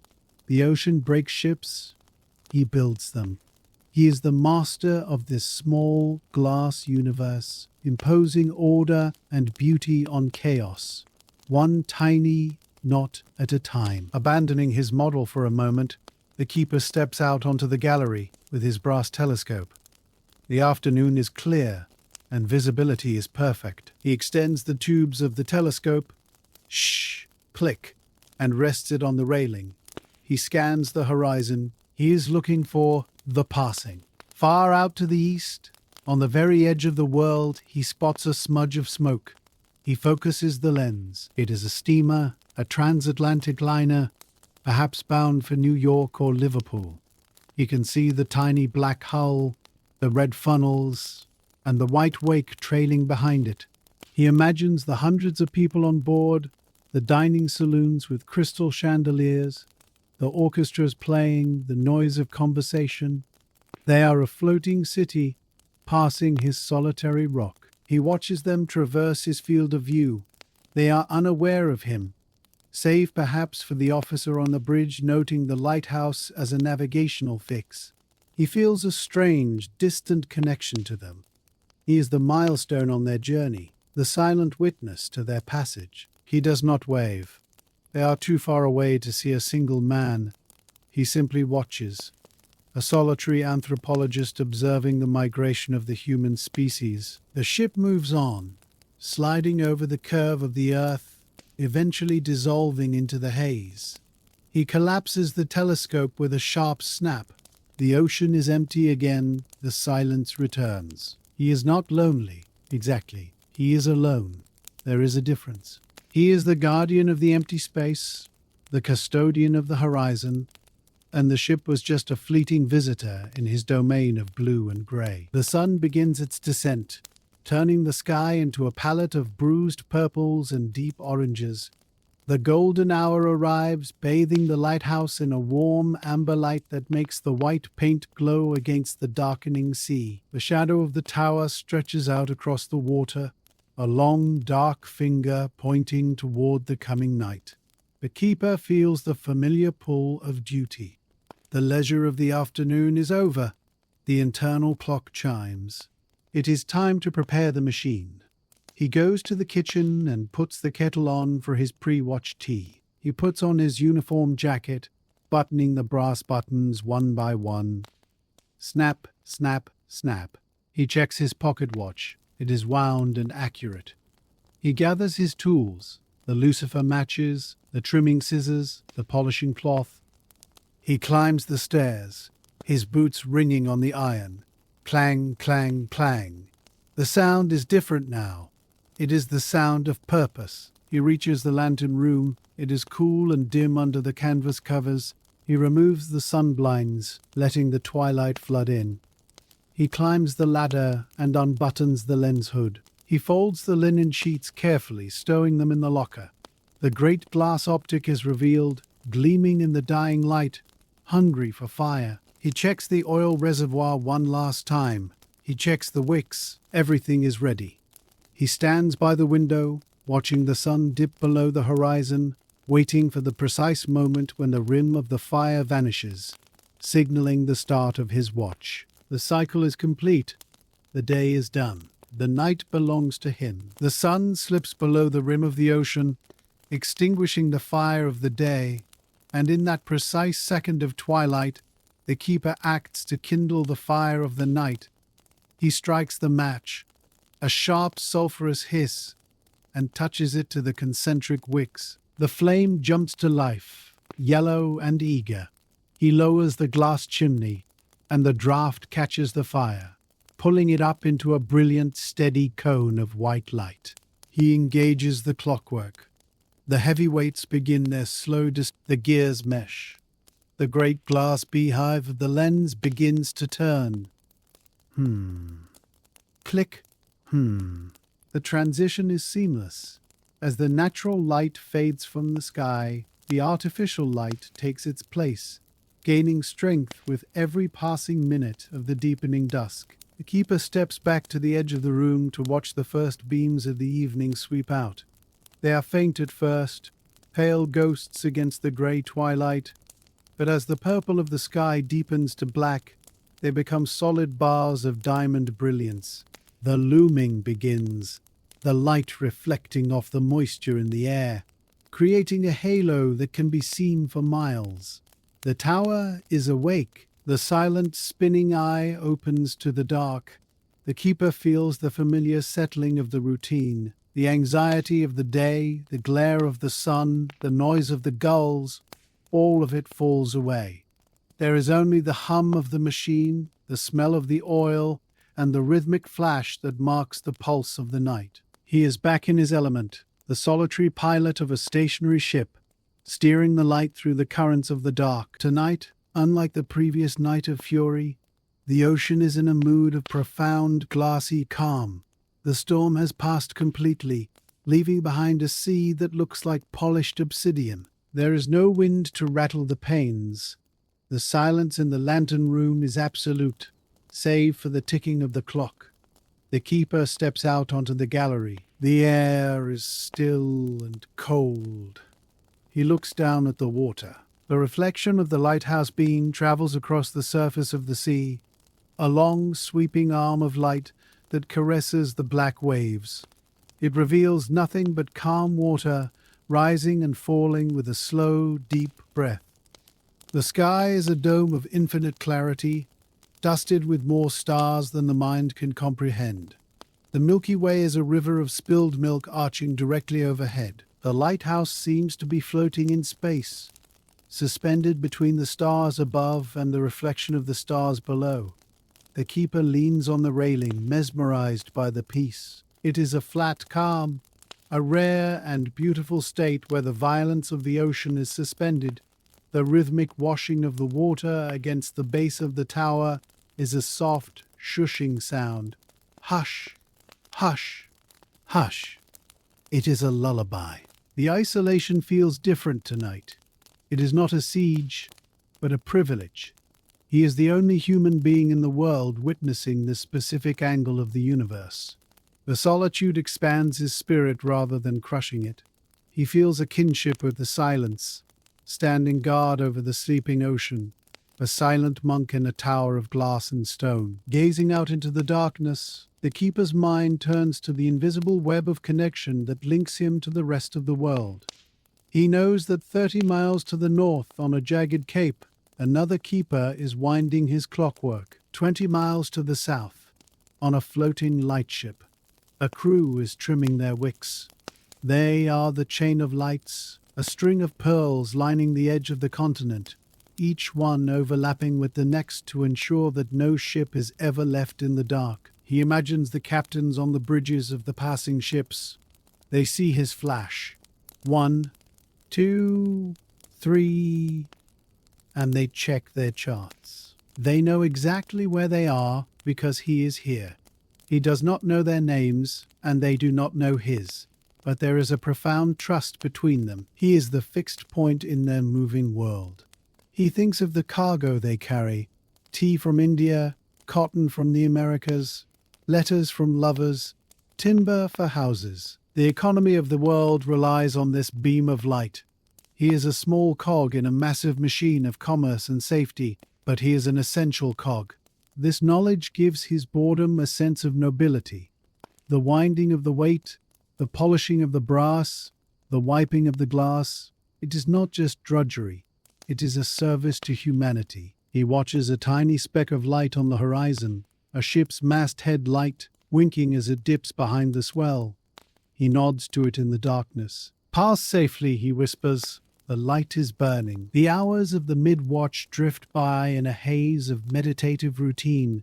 The keeper sits in the watchroom, the logbook open before him. In this silence, the distinction between the man and the tower begins to blur.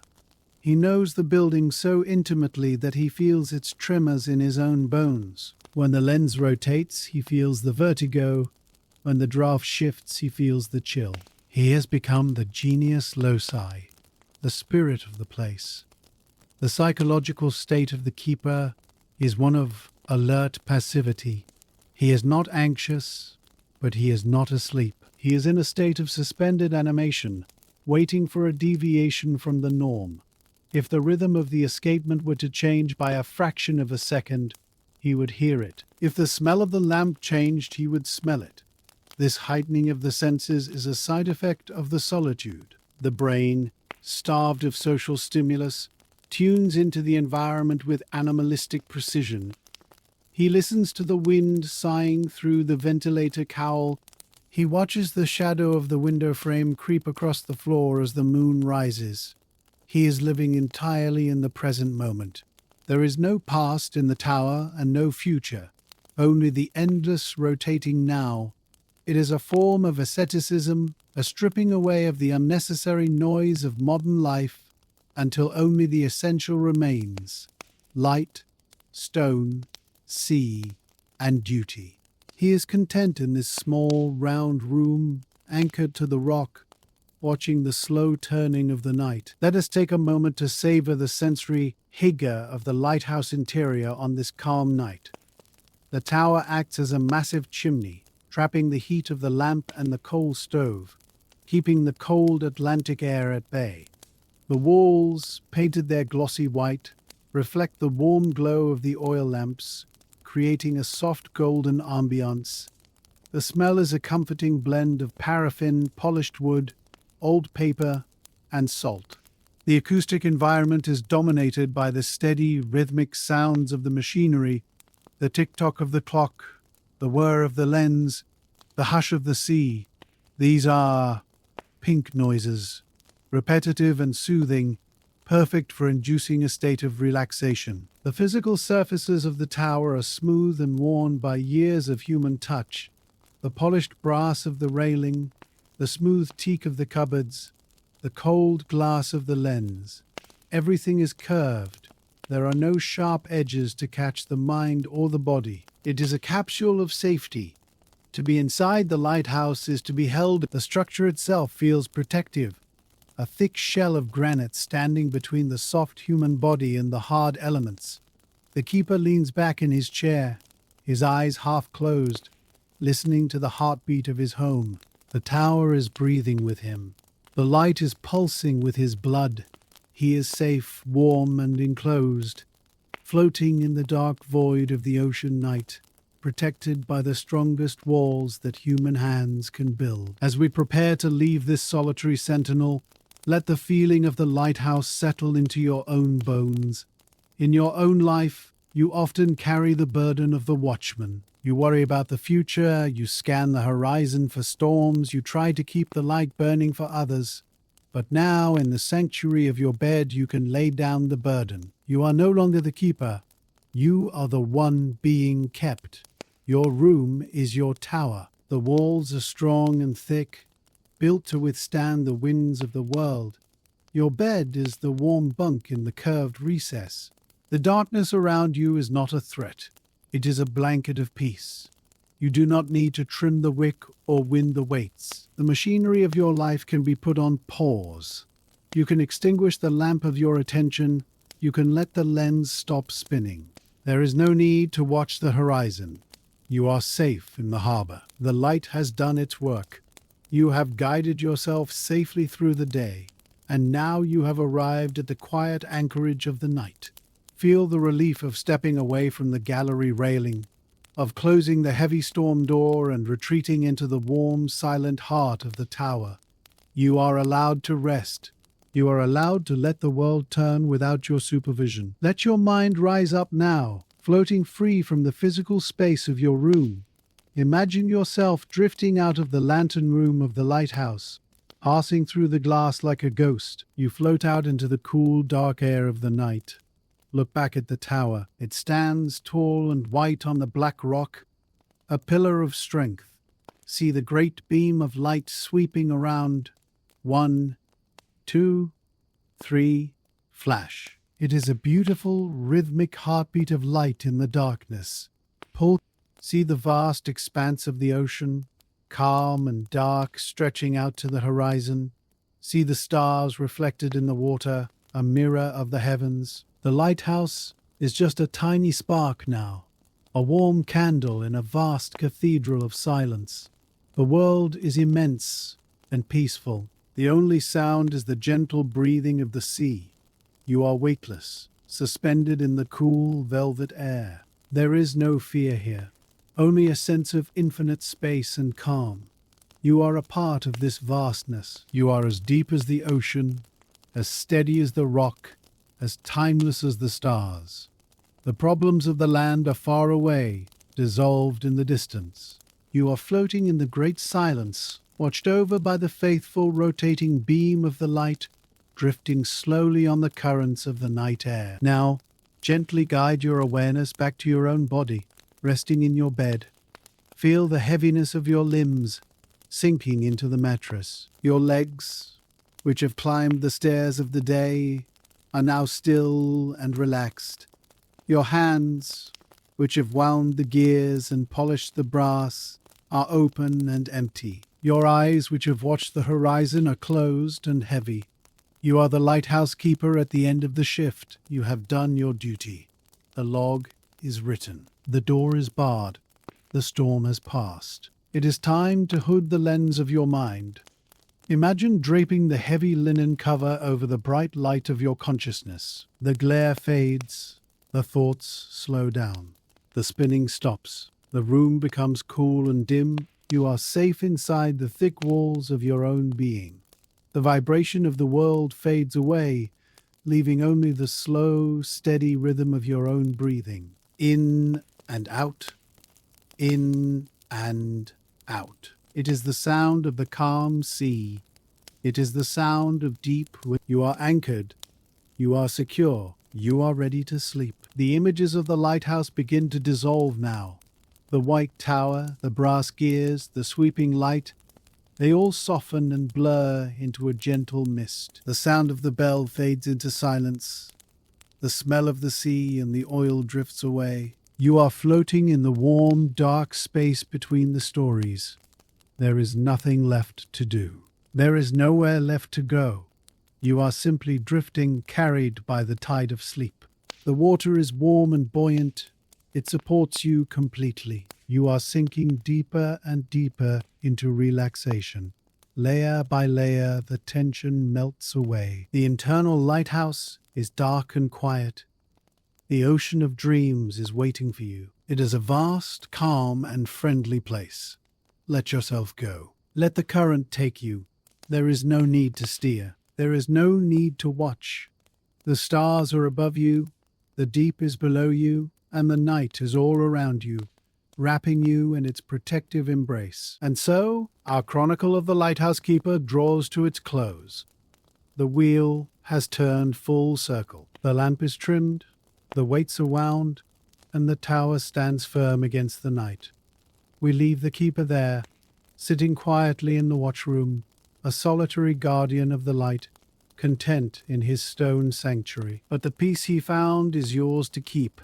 Carry the stillness of the tower, carry the steady rhythm of the beam into your dreams. The story is finished, but the rest remains. You have traveled far, you have watched long, and now you have earned this deep, restorative slumber. The night is yours. The darkness is a friend. Wrap it around you like a heavy woolen coat and sleep. Sleep now, safe in the knowledge that the watch is kept, the coast is clear, and the dawn will come in its own good time. Good night.